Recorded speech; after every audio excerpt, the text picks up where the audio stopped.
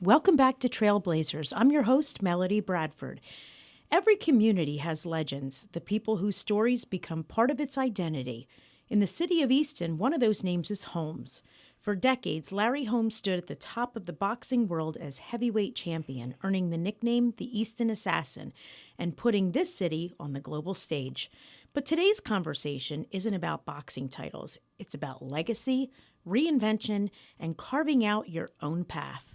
Our guest today is Larry Holmes Jr., an entrepreneur who has spent his career building his own identity, from real estate and hospitality to his newest venture, Legend Cigar Bar. Larry has also worked in player development at the Mohegan Sun Casino, mentored athletes, and navigated the opportunities and expectations that come with growing up in a household led by a world champion. Today, we're talking about entrepreneurship, family, risk-taking, and the lessons learned from building something meaningful in your own hometown. Larry, welcome to Trailblazers. Thank you for having me. Larry, can you take us back to the beginning and tell me what it was like growing up in Easton and what kind of household you grew up in? Sure. So, I mean, it sounds crazy when I say it, but believe it or not, I grew up like any other normal kid in Palmer Township. Growing up in Easton or the Lehigh Valley was, it was nice because everyone just got along. And, I went to public school. I rode the bus. We rode bikes outside. We didn't have any cell phones, played till the streetlights came on, had to be home. So life was pretty normal from my point of view. I mean, I just had a dad that fought and was a boxer who happened to be world champion, so. That little detail. Yeah. So growing up was what I would compare to any other kid in the Lehigh Valley, similar at least. And your father was Larry Holmes, obviously, and one of the greatest heavyweight champions in boxing history. What was it like growing up with a global sports icon as your dad? I mean, did you have, random drop-ins by, celebrities? I mean, he was always just dad. He was just a normal dad. Yeah. Pretty intense at times, but we went and watched him train and work out, and he fought every day. So you got to learn a lot of stuff from being in the gym, and then in terms of people coming by the house, one day like Sugar Ray Leonard would come by, or Don King would pop in, but it was just normal. They were just like family members coming by. So it never really stood out to me as a kid. They were just new people. Yeah. And, I was never really starstruck because I didn't really understand, I guess, who they were at the time. Life was pretty basic, pretty simple, with, chauffeurs and Rolls Royces and things like that. But for the most part, it was my normal. Yeah. It was my normal. I have to say, so I'll share a quick story here. My uncle was your dad's attorney. Yeah. So your dad really kept it very close. So I almost get the sense that like the people that surrounded him became like extended family for you guys, right? Sure. But interestingly enough, I think he had given my uncle a blue velvet running suit, right? Suit. Yeah, tracksuit. Yeah. And on Father's Day, no less. And Larry, your dad was like, he was like, he would wear it to every single boxing match. He's like, and it just meant so much to him, but it really meant so much to me. So it's good to know that you had that kind of extended family around you. Sure. Speaking of family influence, how did your parents, your mom and your dad, because she is a force of nature, I love Diana, influence your outlook on work and discipline and success? My parents, ever since I was young, we would ask questions like, our house is pretty big. Like, we like to go to our friend's house because it's small. We can run around and like it's different. And one day at school, a kid called me a rich boy, and I came home and I said, what does that mean? And my dad looked at me and says, let's get something straight. I'm rich. You're broke. That's great. He goes, if you want something in life, you got to work hard for it, just like I did.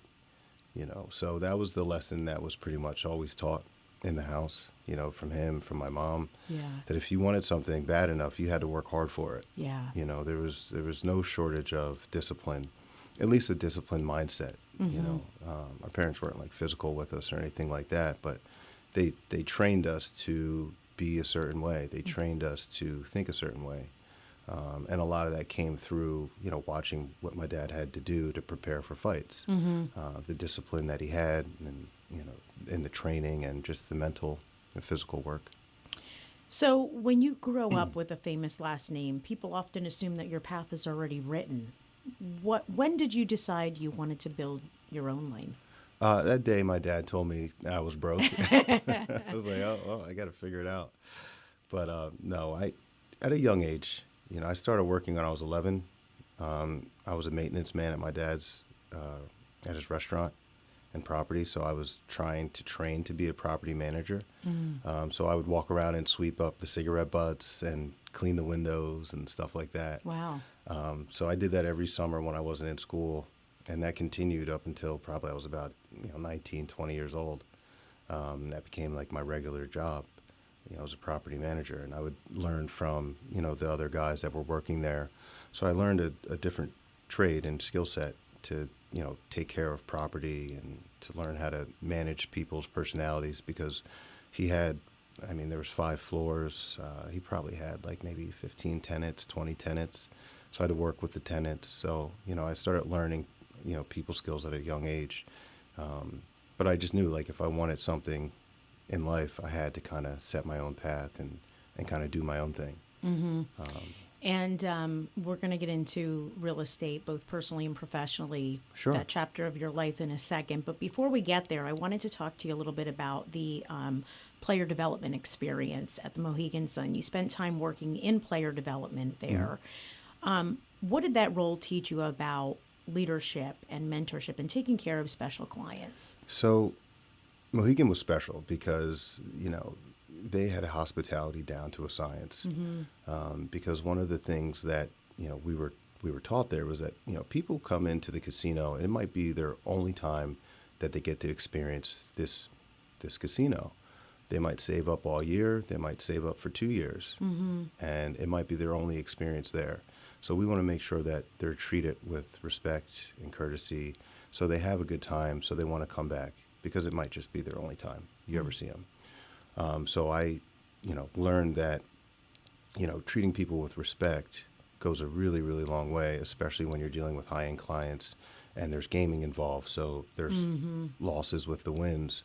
So it's how do you... It's a little bit of an education. Yeah. So it's like, how do you manage relationships when someone is down, not just 5,000, but maybe 5 million, and still make them feel respected, comfortable, happy, and wanting to come back. So it's a skill, it's a talent, but it takes time to learn. You make a lot of mistakes, but it's a people business for sure. Yeah, which probably set the stage for a little bit of what you're doing now. Sure. So now let's get back to that real estate career. You built a career in real estate before stepping away for the chapter that you're focusing on now. What drew you into real estate originally? And, you do your own real estate, but Sure. you also probably have your own real estate. But then you've also, had your real estate license, and Correct. you actually, at one point, I think it's now with Morganelli Properties, right? Yes, yep. But historically, you also worked with Ryan Serhant out of Manhattan. Talk to me a little bit about that chapter of your life. So I guess, the real estate, again, my dad was a developer. Okay. When he wasn't fighting, he was building buildings, managing property. So from a young age, I always wanted to own property. I wanted to own land. That was always my goal. So from a young age, I wanted to be an entrepreneur. When I left the casino, one of my clients owned about 60 properties in the Bronx, and they asked me if I would work with them. So I, joined their team, and I started managing property, managing tenants in New York, in the Bronx. And again, it was those people skills that kind of came in handy.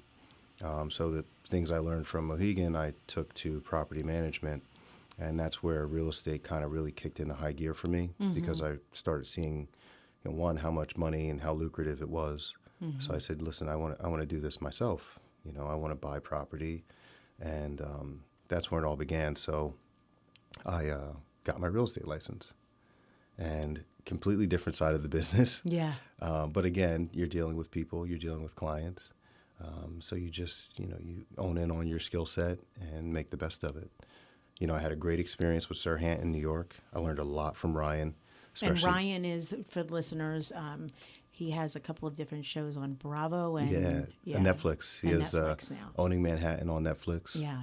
And it was just an amazing ride, like just learning from Ryan and learning from the team and just the mindset of all the individuals that work there. It's top notch, where they just are so driven. What drew you to that team specifically? The energy, the possibility? Yeah, well, I wanted to surround myself with people that wanted more and that were driven. And I felt like that was a perfect experience, where Ryan had his own television show. He has his own training. He has his own just about everything. He's a branding king in a sense, so I wanted to learn from him. And I think I learned a lot. So you made a decision to pivot. Sure. You've recently stepped away from real estate, and you're now in referral, I believe, to focus on new ventures. What led you to make that pivot? Yeah, so, I've wanted to open up a small cigar lounge for a while. Cigars is one of my favorite pastimes. So when I moved home in 2019, I kept looking for a lounge that was similar to the one I left when I was in Connecticut. Okay. And there was nothing like it. So I started looking for a place. Since I was in real estate, I had access to the MLS, and I could see what was available. And it took probably about 4 or 5 years until I found the right place, which was honestly larger than I had anticipated. But I just kind of took a leap and went for it and figured out how to make it work. But yeah, opening a cigar lounge was always, one of my dreams. I didn't plan on opening a bar and a restaurant along with it. But again, just shoot for the stars. So You actually transformed the Easton bus station. yeah, It was formerly that, and to see what it was back then, yeah, and now to see what it is now, it's like, oh my goodness, a complete departure. But it's unbelievable. You transformed it, really.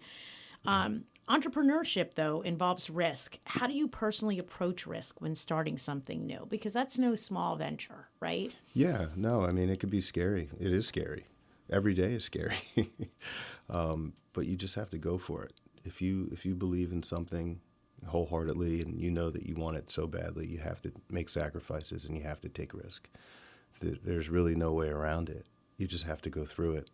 And if you have a good support team, and even if you don't, you have to find that strength within to just kind of go for it. It's no easy task, but I can't say don't be afraid, because a lot of times you are afraid. But you have to put that fear to the side and just go for it. Embrace it, lean in. For sure. Now, you had mentioned that you wanted to build something similar to what you had, what was in Connecticut when you were there.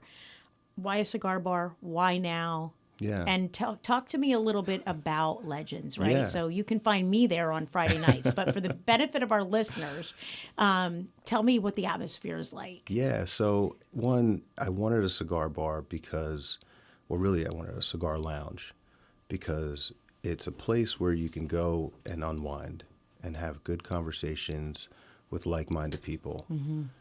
It's the one place I always felt like I could walk into and spark up a conversation with someone without knowing who they are, where they're from, what they're about. And the common denominator was we're smoking cigars. So it gave me a chance to just, breathe in a sense. Even though you're breathing in smoke, you're breathing. And it was therapeutic. So I felt, especially after COVID, like, all right, people need to reconnect. People need to talk. We can't be so divided. So if we open a cigar lounge and we can put people together, maybe we can start those conversations again and start having real conversations and get to know one another. Because I think at the root of everything, people just want to get along and be happy and live life, take care of their families. And if, for the benefit of the listeners, if they wanted to go there, is it membership? Is it open to the public? Sure. Do you host events? Tell me a little bit about that. Yeah, so we're open to the public. We do have a membership component for those that are seeking a little bit more, but we're open to the public Wednesday through Sunday. We have private events, we have public events, wine tastings, bourbon tastings, cigar pairings. We're getting ready to do some cigar dinners where we're pairing food and cigars. You have a full-service kitchen in there. Oh, yeah. Right? Yeah. So Yep. in theory, if you come to hang out, you can also grab eat. some dinner. Yep. Yeah. So we have curated cocktails, curated plates, Yeah. premium cigars. So it's really the full experience. I wanted people to feel comfortable when they walk in. So when you come in, it's kind of like walking into my living room in a sense. And that's all by design. It's all intentional. We want people to feel at home. And we do our best to train our staff to make sure that people are feeling like they're at home. Any collaborations or local or otherwise, Sure. or any events, Yeah. that are of particular note? Sure. So we partnered with Pops McCann Distilling Company. So we distill our own bourbons, whiskeys, ryes, vodkas, rums, gin. We also just partnered with Network Magazine, who's our media partner. I saw that. Yep. So they're helping us promote our March Madness event, which is basically a full day of the NCAA tournament games and in a business setting. So it's 12 to 5 at Legends. We have some casino games where we'll be raising money for charity. Heart of a Legend and Strength and Love Foundation are a part of the event. So all of the money raised will be going to them. And it's just going to be a fun time where people can come, enjoy cigars, network, make some really good connections, have some good cigars, some good food, some good drinks, and watch some good basketball. That's awesome. Yeah. I might have to make a plan to be there because I do love basketball and I love me some cigars. It's going to be fun. It's going to be fun. Entrepreneurship is rarely smooth. What challenges have you faced along the way and how have you overcome them? That's a tough question. There's, every day has its own set of challenges. Every day, regardless if you're an entrepreneur or not, everybody wakes up with challenges and things they have to go through. Like I alluded to earlier, you just have to do it. You just have to find that strength within and go through it. There's no magic formula to getting through challenges. Do some research. And I mean, sometimes it's just getting beat up, right? Like sometimes it is, letting that challenge beat you to figure out a way to overcome it. So there's no magic pill, if you will. Yeah. Family plays an important role in your life, clearly. From your parents and sister to your wife and kids, how does family influence your decisions today? My wife tells me what to do, and I listen. Smart man. You go, Janelle. Yep, that's it. That's the plan. No, I'm driven to be able to provide for my family, and I want to leave our kids with something that they could be proud of, just like my dad and my mom did for me. Yeah. I want them to walk around with their head held high, knowing that, we care about them and we're doing something positive. We want to leave a lasting impression for them and a path, if you will. So they don't necessarily have to do the same thing that we're doing, but if they could see what it took, the determination, the discipline to just achieve something, then I think they'll be successful. And how do you manage schedules and school and everything else when you're a small business owner? And your wife has a pretty powerful career too. Yeah. She's definitely not a stay-at-home mom, even though she works from home. I'm reminded of that daily. But, you just have to use your calendar a lot. And then you have to set alarms, a lot of alarms. But you also have to just remember what it's all about. We're doing it for our family. So when you get in at 3 a.m. and you have to wake up at 6:30 to take the kids to school, yeah, it's tough, but this is what you chose to do. So you just do it. But no, I think having a support system, writing things down, keeping it in front of you is really what kind of helps keep me on task. And you talked a little bit about risk. You talked about challenges. What keeps you up at night? What scares you?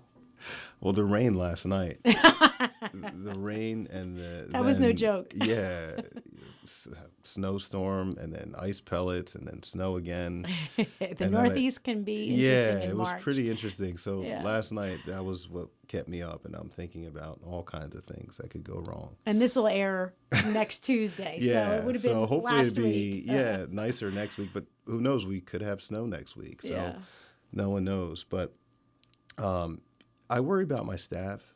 I want to make sure that they're happy. I want to make sure that they're taken care of, that we're doing everything we can do to make sure they can then provide for their families. That's the big thing. Being an entrepreneur, a lot of times you put yourself to the side to be able to provide for your guests and your staff. So things like that keep me up. I'm always trying to improve and make sure that we could do more and do better. Mm-hmm.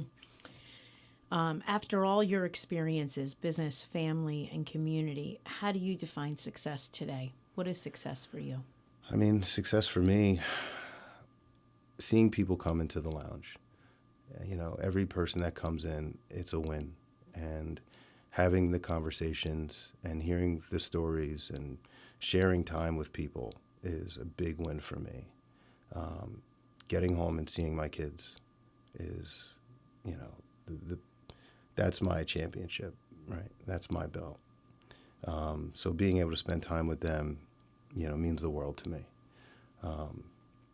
There's a lot of wins in life. You just have to really be able to see them and pick them out. I think we're surrounded by them, but you have to tune in. So, there's a lot of successful stories and situations in my life right now. Mm-hmm. And, let's just take a moment here for family business, right? If there is an entrepreneur that's looking to take a leap into a family business situation, because Jeanette, your wife is involved, to a degree, you have, people that are also involved as part of the partnership. Tell me a little bit about what advice you would give the entrepreneur looking to make the leap and how to manage a family business, because sometimes it can be challenging. Communicate calmly. I think that's a big one. Good advice. Because it's, it gets tough, and tempers flare, and there's no reason to yell and scream at your partner because of a business decision, whether it's a mistake or, something good. Like, there's no reason. So you just have to communicate calmly. That's the biggest thing I think anyone can take and use in all aspects of life. And also have patience, because it takes time to build. It takes time to go through things. And a lot of times it's not on you, it's on everyone else. It's, permits, it's, finding the right people. It's, so you have to have a lot of patience, and grace. Give yourself grace. Don't beat yourself up. Mm-hmm. Nothing was, built overnight, and it takes time. And you have to give yourself balance. As much as you work hard, you have to find time to take care of yourself. Because if there's no you, then there's no anything else. So you have to take care of yourself. So those are the things I would say to any entrepreneur. Like, just look in and see what you really need to do in all aspects of life, not just for the business. You're still pretty young, but what are you most proud of? Making it to 43. Did you ever doubt that? No, I mean, listen, I grew up in the Valley. I grew up in the Lehigh Valley, and, we had a lot of fun growing up. And, it's very easy to go the wrong way and take, a different path. And I'm glad that I stayed on this journey of wanting to be an entrepreneur, because there's a lot of winds and curves, and you're never really sure where life is taking you sometimes. But, looking back at 11-year-old me, that was what I always wanted to do, and now I'm finally doing it. It might have took 30 some years, but here I am. Yeah. Did you ever for a minute think, I'm not going to come back to the Lehigh Valley? And was it family that brought you back, or, because you could have been successful. I mean, Connecticut was, Yeah. yeah. So, Yeah, I didn't think I was coming back at one point in time. okay. Where did I you was- think you were going to stay? Connecticut? Yeah, I love Okay. Connecticut. I think it's beautiful. It was right on the water and close to Greenwich. We were near the city. You could take the train in. So I loved it. And I had a lot of great friends, a great support system. But once we had children, it was like, all right, I want to spend time with my family. Yeah. I want them to grow up similar to how I grew up and be around the people that I love and care about. So that was the big decision to move home. And the Lehigh Valley certainly provides that backdrop, so that's great. Yeah, We're happy to have you. I'm happy to be here. What advice would you offer leaders navigating today's world? We live in some interesting times. What advice would you give leaders today? Listen to people, listen to your staff, listen to the people you're working with, understand where they're coming from, understand what their pain points are, what the pressure is that they're underneath. Because as leaders, sometimes we always just want to point and, explain to people where we need to go. But sometimes you need to stop and listen to the people that are helping you get there, because they're, sometimes they know what's really happening.